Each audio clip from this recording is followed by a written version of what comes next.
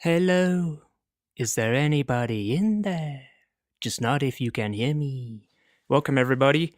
Welcome, Knowledge Noggins, to episode 9, The Tragedy of Syd Barrett, Part 1.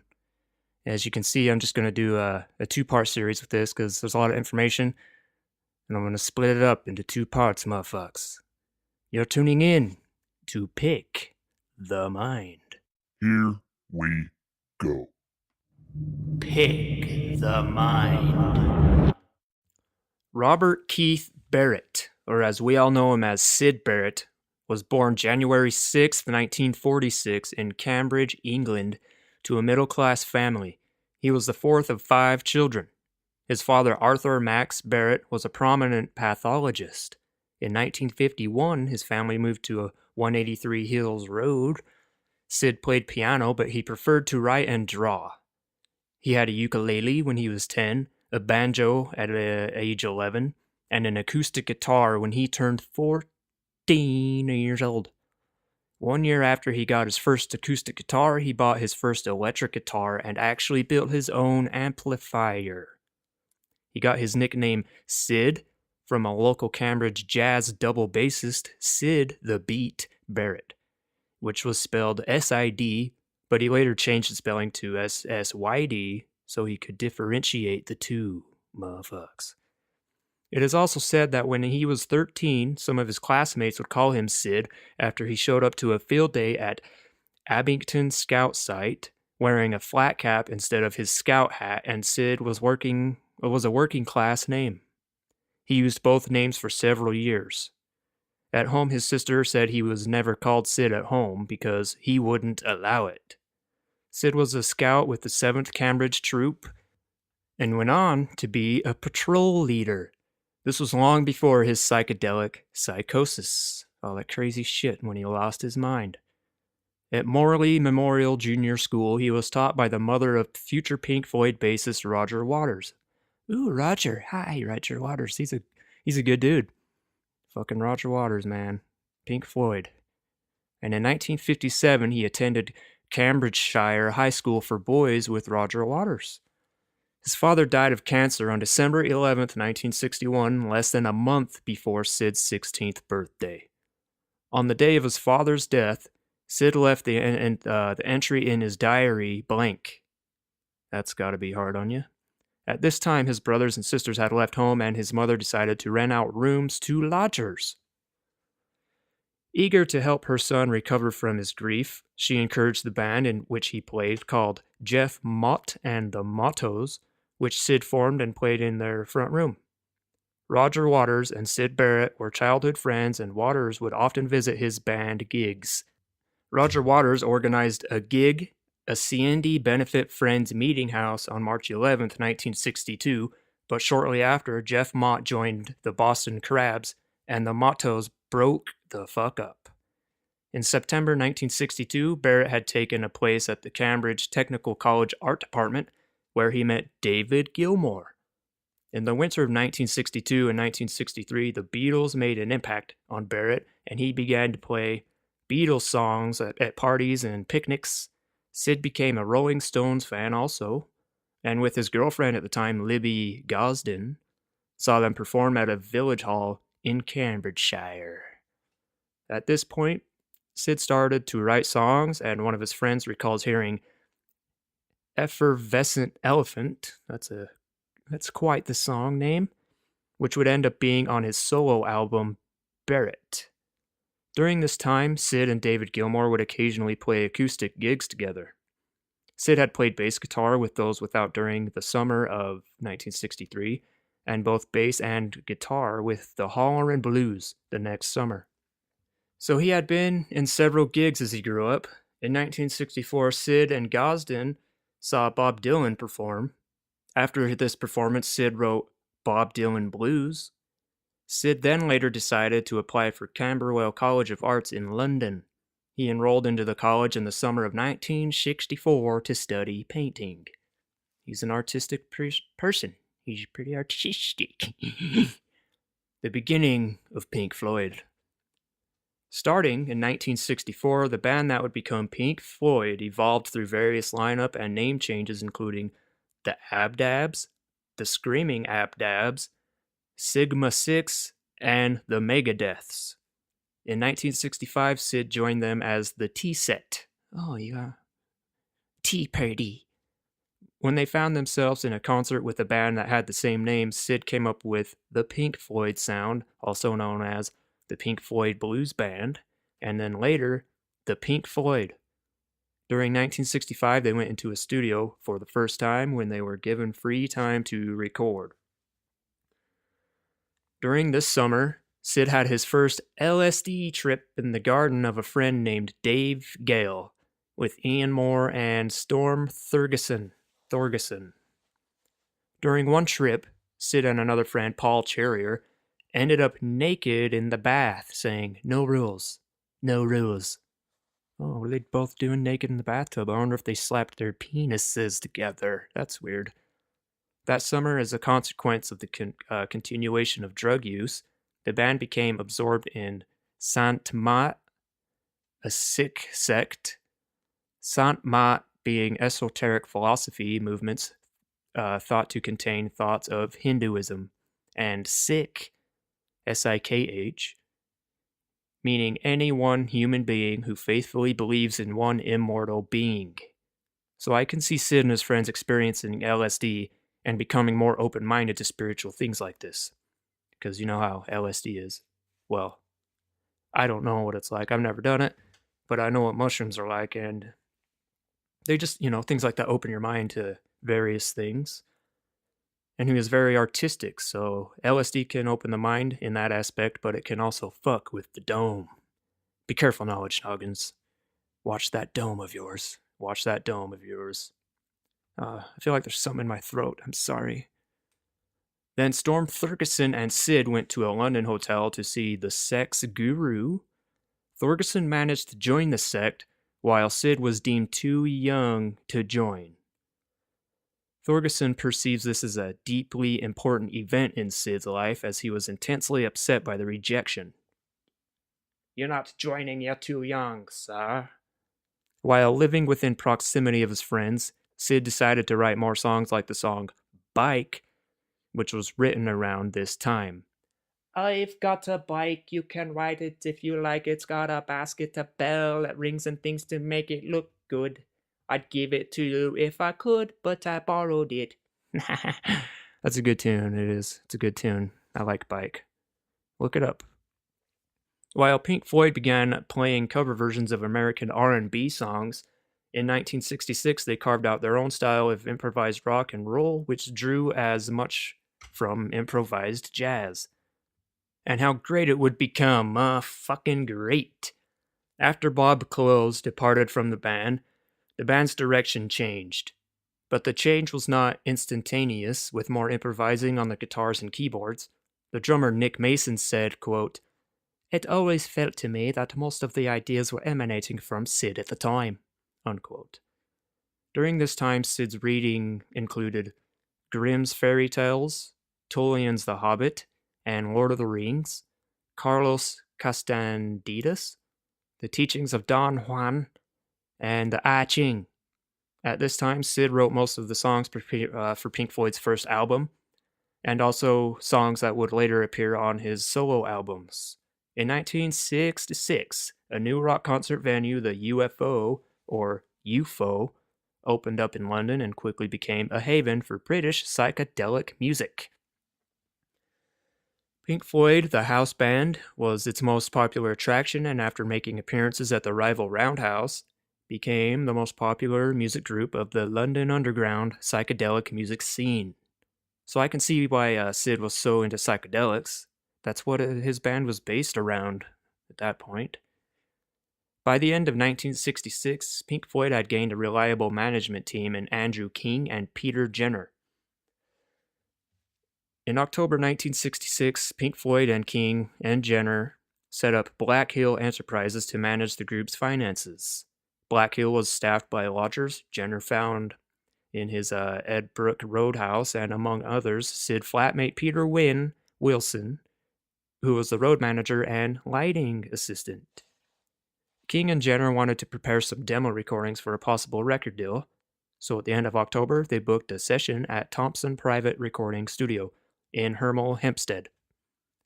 King, I guess you can call him Kinky King. King said about the demos, quote, "That was the first time I realized they were going to write all their own material. Syd just turned into a songwriter, it seemed like overnight," unquote. King and Jenner befriended Joe Boyd, the promoter of the UFO Club, or the UFO Club, who was making the name for himself as one of the more important entrepreneurs on the British music scene. The newly hired booking agent, Brian Morrison, and Boyd had proposed sending in better quality recordings. From Morrison's agency, the band played a gig outside London for the first time. In November, the band performed the first strangely named concerts, Philadelic Music for Simian Hominids, a multimedia event arranged by the group's former landlord Mike Leonard at Hornsey College of Art. They performed at the Free School for the following 2 weeks, before performing at the Psychodelphia versus Ian Smith event at the Roundhouse in December, arranged by the Majority Rule for Rhodesia campaign, and an Oxfam benefit at the Albert Hall. Oxfam being a confederation of 20 independent charitable organizations. At the beginning of 1967, Syd was dating Jenny Spires, who would later marry Jack Monk, who was part of a band called Stars. But unknown to Syd, Jenny Spires had an affair with Peter Whitehead. Spires convinced Whitehead to use Pink Floyd in a film about the swinging London scene, so at the cost of £80 currency, in January, Whitehead took the band into John Wood's Sound Techniques in Chelsea, with promoter Joe Boyd in tow. Here, the band recorded a 16-minute version of Interstellar Overdrive and another composition, Nick's Boogie.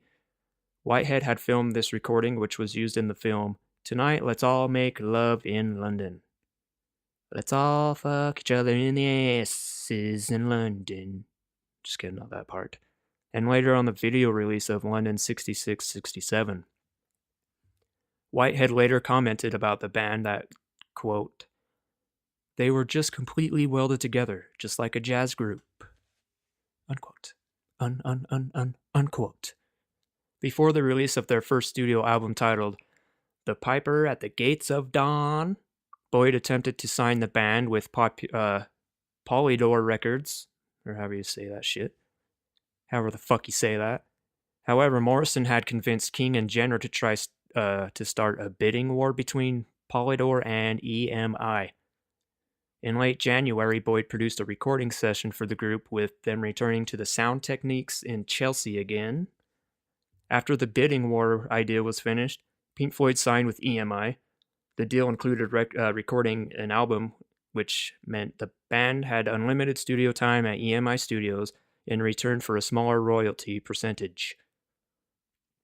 The band then attempted to re-record Arnold Lane, but the Boyd version from January was released instead.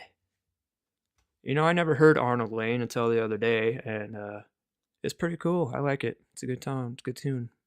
It's a good song, my fucks. The Piper at the Gates of Dawn was recorded between February and July 1967 in Studio 3 at Abbey Road Studios and produced by former Beatles engineer Norman Smith.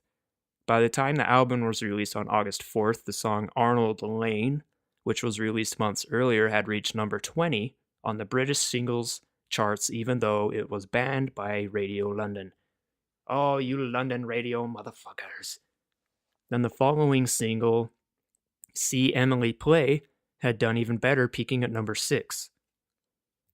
The album was successful in the UK, hitting number 6 on the British album charts.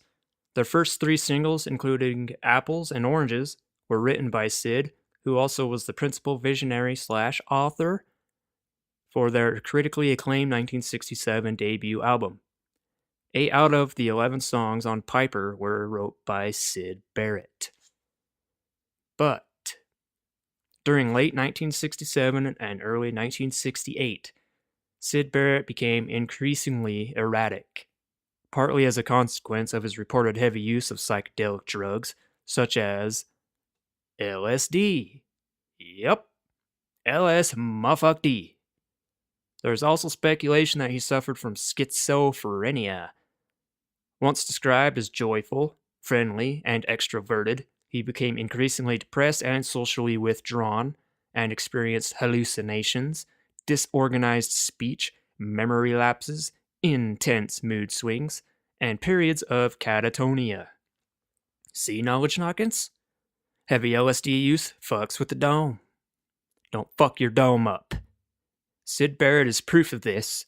Don't fuck the dome, friends. Be careful, okay? I love ya. Although the changes began gradually, he went missing for a long weekend, and according to several friends, including Wright, he came back a completely different person. One of the striking features of his change was the development of a blank, dead-eyed stare. Maybe he was abducted, then sent back by aliens? Maybe the Greys? Just kidding. But it sounds similar to the Travis Walton story I mentioned in episode 8, Aliens, Aliens, Aliens. If you watch the movie Fire in the Sky, you can understand what I mean. He came back traumatized. But I'm sure this isn't the case, with Syd. It's just a thought. Because he did a lot of LSD. But you never know. So anyway, Syd Barrett, after coming back from disappearing, did not recognize his old friends. And often did not know where the fuck he was. While on tour of Los Angeles, Syd said, "Gee, it sure is nice to be in Las Vegas." But, they were in LA. But apparently he thought they were in Las Vegas. Many reports described him on stage strumming one chord through the entire concert, or not even playing at all. At a show at the Fillmore in San Francisco during a performance of Interstellar Overdrive, Syd slowly detuned his guitar. The audience seemed to enjoy such antics, unaware of the rest of the band's dismay of Syd's actions. Syd was interviewed on the Pat Boone show during this tour, and Syd's reply to Boone's questions was a blank and totally mute stare.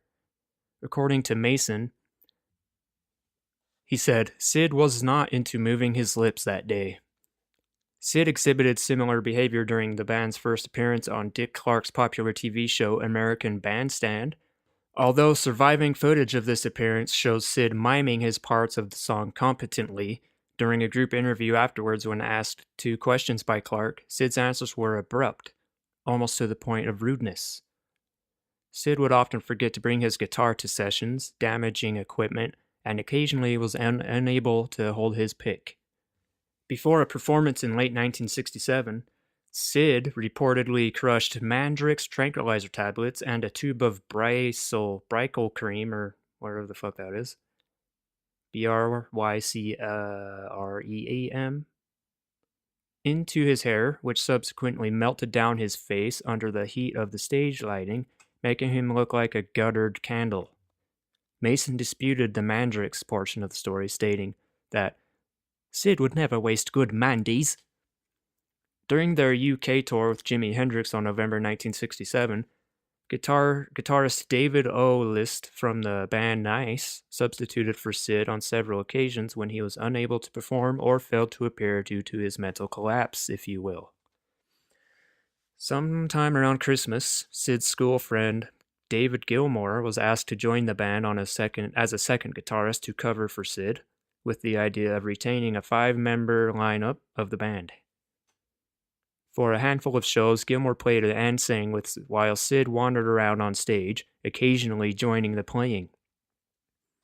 The other band members soon grew tired of Syd's antics, and on January 26, 1968, when Roger Waters was driving on the way to a show, which was at the Southampton University, the band elected not to pick up Syd. One person said in the car, quote, "Shall we pick up Syd?" And another said, "Let's not bother." As Syd had written the bulk of the band's material, the initial plan was to keep him in the group as a non-touring member, as the Beach Boys had done with Brian Wilson. But this proved impractical. David Gilmour subsequently became a full-time member of the band. According to Roger Waters, Syd came to what was to be their last practice session with a new song he had dubbed Have You Got It Yet?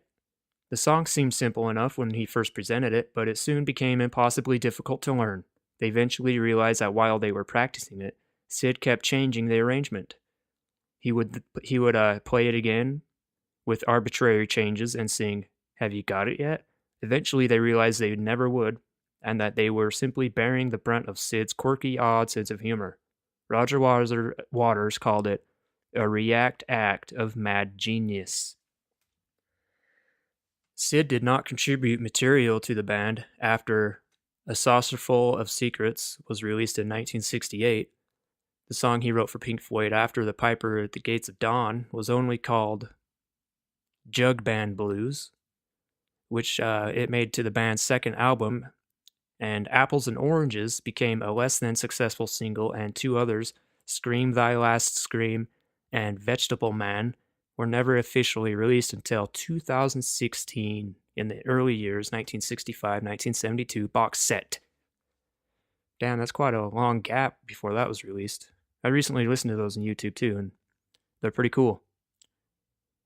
And they weren't released because they were deemed too dark and settling. I listened to Vegetable Man, and it does seem Syd was ahead of his time. People claim the song as a psychedelic punk and the birth of the punk genre. Oh, Syd, it's a shame your mind crumbled. Feeling guilty for ousting their friend, the members of Pink Floyd were unable to bring themselves to definitively tell Syd that he was no longer in the band. According to Rick Wright, who lived with Syd at the time, Wright had the awful job of telling Syd Barrett that he was going out to buy cigarettes while he went off to play a gig instead.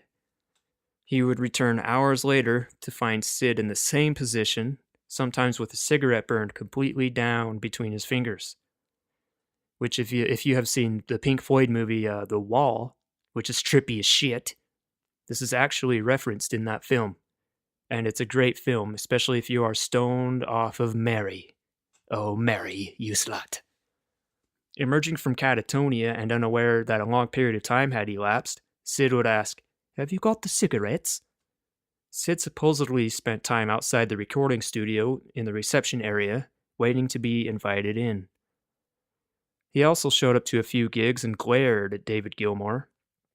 Syd played slide guitar on the song Remember a Day, and also played on Set the Controls for the Heart of the Sun.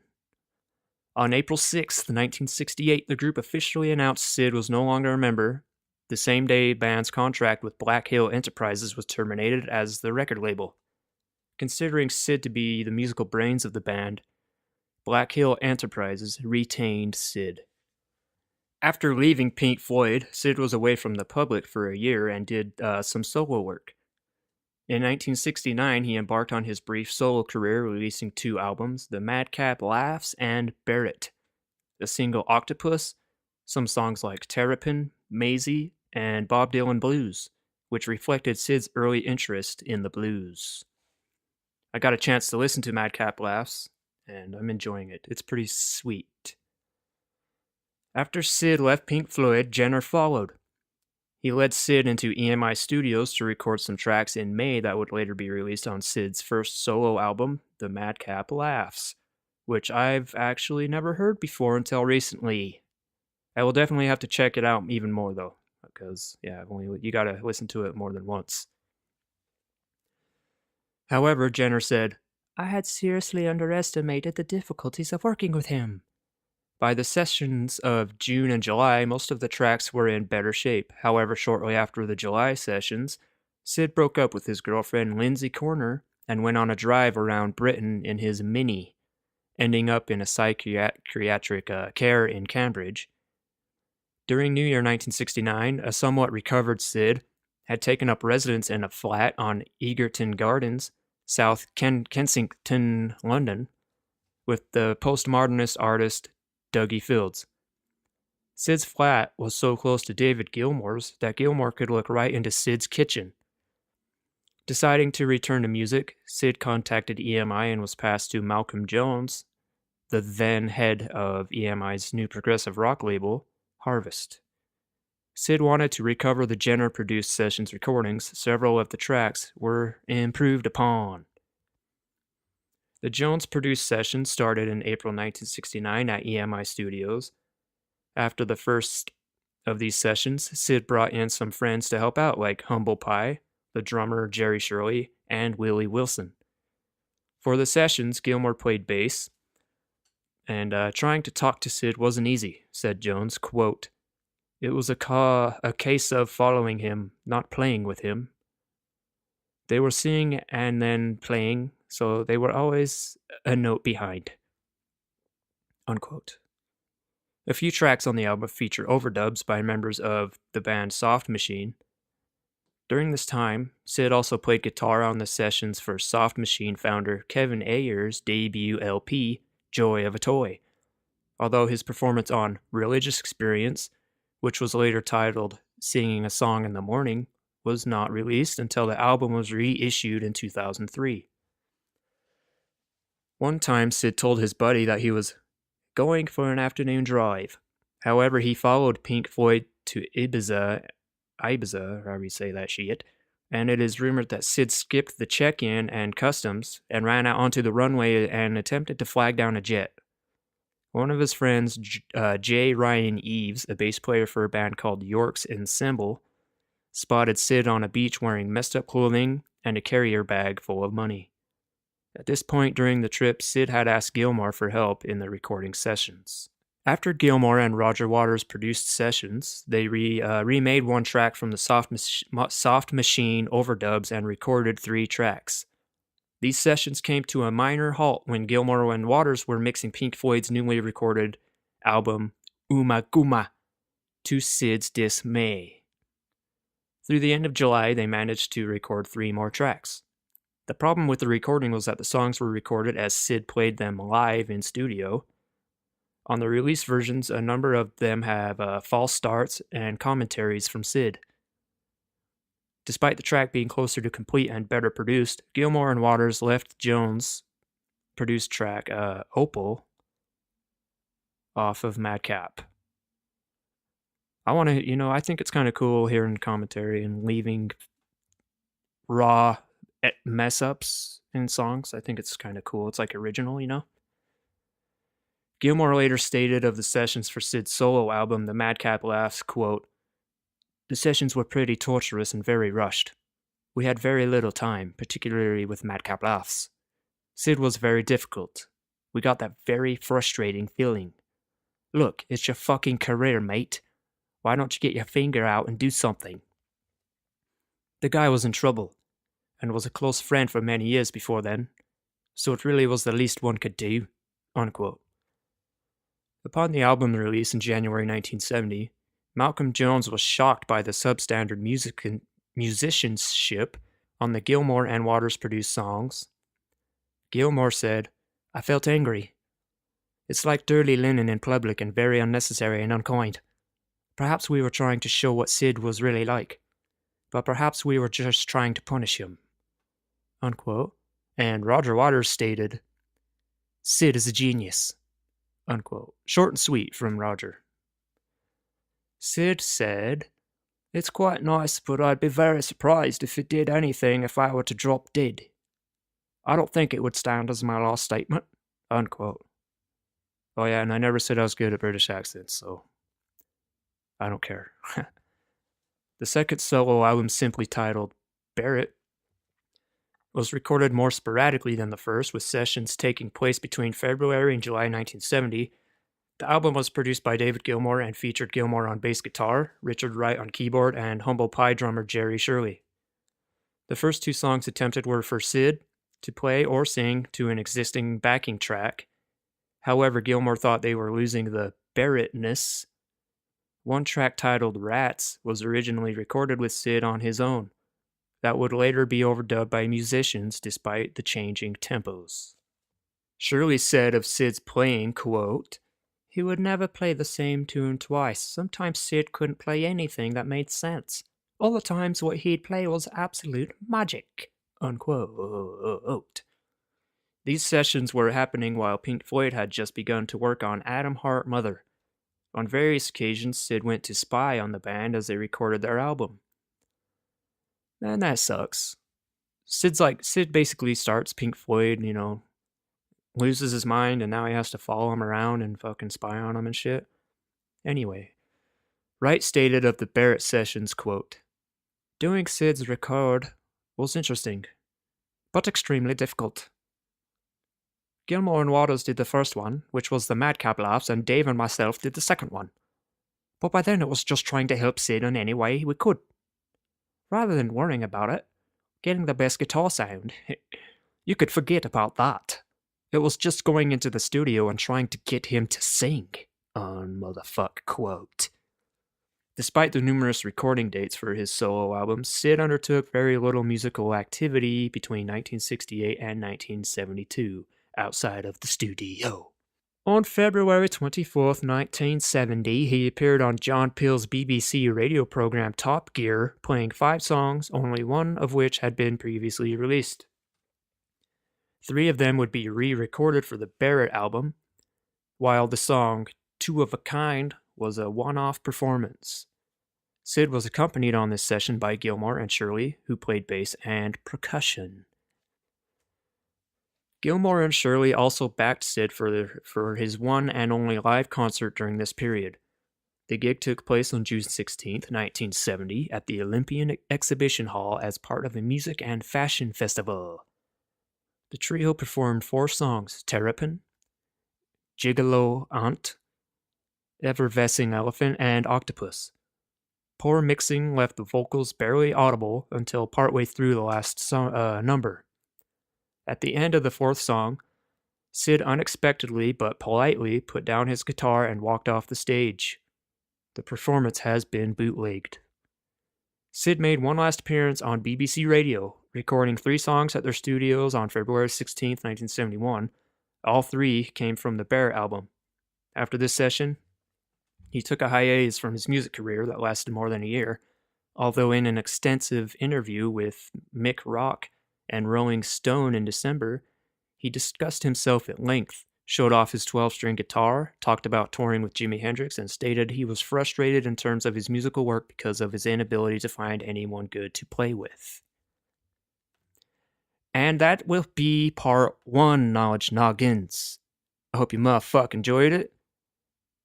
Part 2 will be soon.